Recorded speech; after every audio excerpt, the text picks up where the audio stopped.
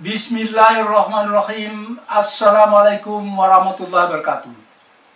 Pemirsa, selamat datang di kajian Kristologi menyelamatkan juru selamat bersama saya, Sanihu Munir. Topik kajian kita berikut ini adalah siapa menipu? Mengapa Deki Ngadas takut Matius 15:24? Pemirsa, ketika saya melihat Dr. Deki Ngadas mengunggah video baru, saya mengira dia akan membuktikan bahwa Yesus adalah Tuhan. Dan saya sudah siap-siap dengan ATM untuk mentransfer 25 juta rupiah. Ternyata yang dia unggah adalah video kacangan yang sama sekali tidak bermutu.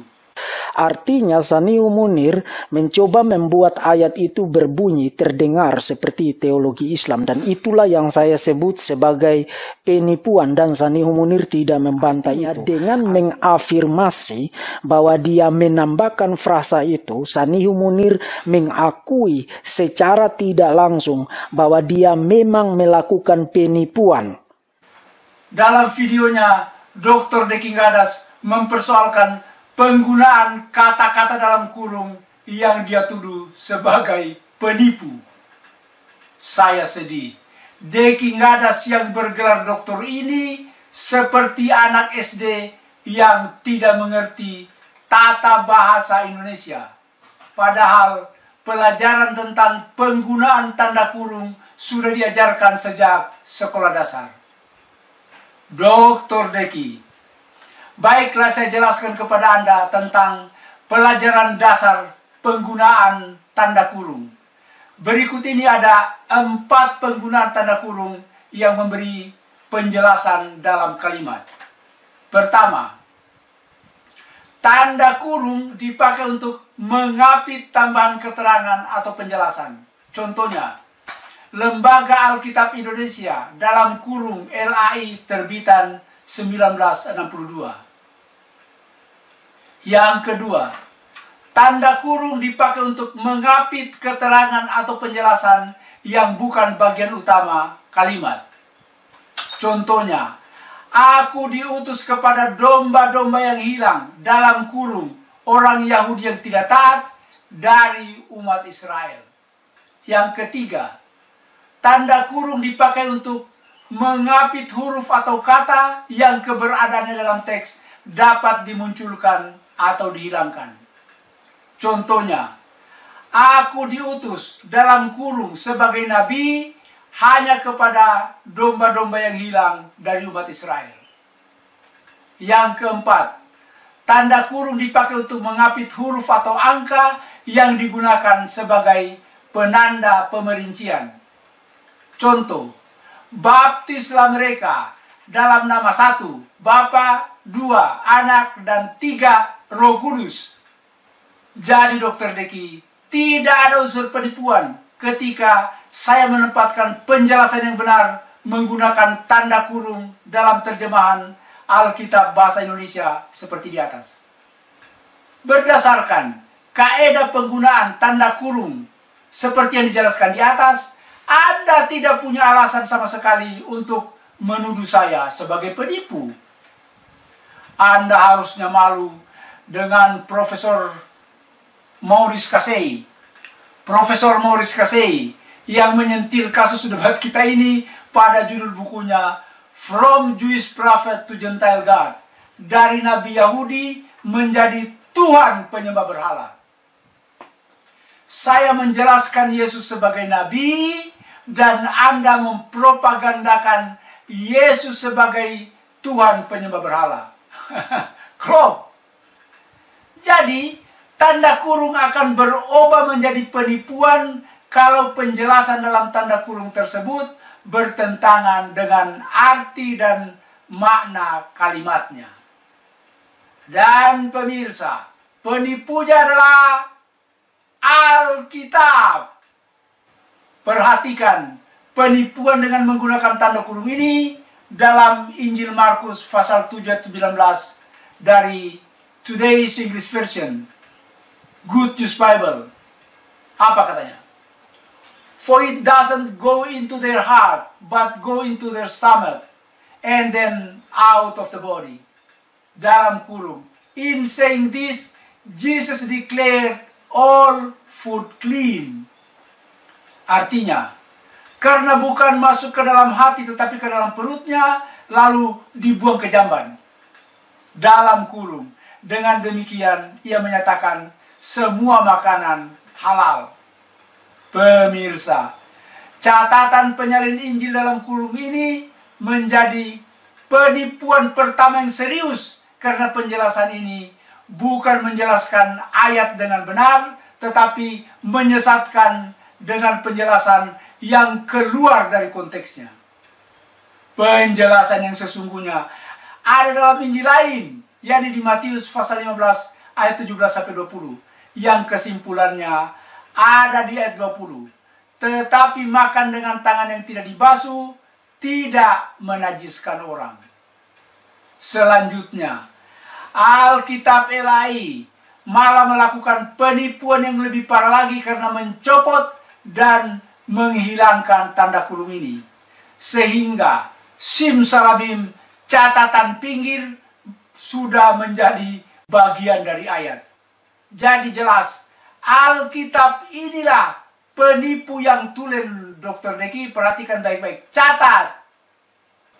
Penipuan tanda kurung yang kedua dapat dilihat pada 1 Yohanes pasal 5 ayat 7-8. Sebab ada 3 yang menjadi kesaksian dalam kurung, di dalam sorga, Bapa, Firman dan Roh Kudus, dan ketiganya adalah 1. Dan ada 3 yang memberi kesaksian di bumi, balas kurung, roh dan air, dan darah, dan ketiganya adalah 1. Pemirsa, kata-kata dalam kurung ini bukan catatan pinggir yang menjelaskan ayat, tetapi penggalan lepas yang dengan niat jahat untuk menipu sengaja diselipkan ke dalam Alkitab untuk memasukkan doktrin Trinitas yang sejatinya tidak ada dalam Alkitab dan tidak pernah diajarkan oleh Yesus. Berikut adalah penjelasan rangkaian penipuan yang dilakukan gereja terhadap penggalan ayat dalam kurung ini. Pertama, ayat ini tidak ditemukan dalam berbagai Alkitab yang beredar di dunia saat ini, seperti Today's English Version, Revised Standard Version of the Bible. Yang kedua, penggalan ayat palsu ciptaan gereja ini kemudian dengan niat jahat diselipkan ke dalam Alkitab dengan menempatkannya dalam kurung seperti terlihat dalam Alkitab Bahasa Indonesia terbitan Lembaga Alkitab Indonesia. Ini adalah penipuan serius karena penggalan ini sama sekali bukan merupakan bagian dari 1 Yohanes pasal 5 ayat 7. Yang ketiga, beberapa Alkitab yang beredar kemudian sengaja mencopot tanda kurung ini seperti Holy Bible, King James Version, atau the First Scofield Bible, the First Scofield Reference Bible, dan simsalabim jadilah penggalan ayat ini seakan-akan asli bagian dari 1 Yohanes pasal 5 ayat 7-8. Inilah penipuan terparah yang dilakukan oleh gereja yang menerbitkan Alkitab. Kesimpulan, terjemahan Al-Quran yang menjelaskan ayat dengan penjelasan kata-kata dalam kurung adalah benar karena sesuai dengan kaidah bahasa Indonesia. Penjelasan dalam kurung ini juga benar menurut moral karena dilakukan dengan niat baik untuk menolong pembaca agar tidak tergelincir salah menafsirkan terjemahan Al-Quran. Pola inilah Dr. Deki yang saya lakukan ketika menjelaskan Matius pasal 15 ayat 24 dari terjemahan Alkitab Bahasa Indonesia. Pemirsa, mengapa Dr. Deki Ngadas benci dengan penjelasan ini? Karena Dr. Deki Ngadas ingin jemaatnya bingung karena orang bingung, mudah disuapi dengan ajaran sesat. Oleh karena itu, Dr. Deki, pernyataan atau kesimpulan Anda bahwa kekristenan percaya bahwa Yesus adalah Allah sejati yang pra-eksistens di dalam hubungan trinitarian yang harmonis dan setara antara Bapa, Anak, dan Roh Kudus. Kemudian Anak berinkarnasi menjadi manusia, dan pada saat dia menjadi manusia, dia memiliki dua natur, natur ilahi dan natur manusia. walaupun tanpa tanda kurung, tergolong penipuan. Anda melakukan penipuan, Dr. Deki, karena Yesus tidak pernah diutus sebagai Tuhan untuk Bani Israel. Dr. Deki, jangan berkoar-koar, Yesus Tuhan sejati. Anda masih punya utang. Buktikan bahwa Yesus adalah Tuhan sesungguhnya atau Tuhan sejati, pencipta dan penguasa alam semesta yang disembah manusia semasa hidupnya sebagaimana klaim Alkitab, dengan mengajukan bukti-bukti eksternal atau historis yang meyakinkan.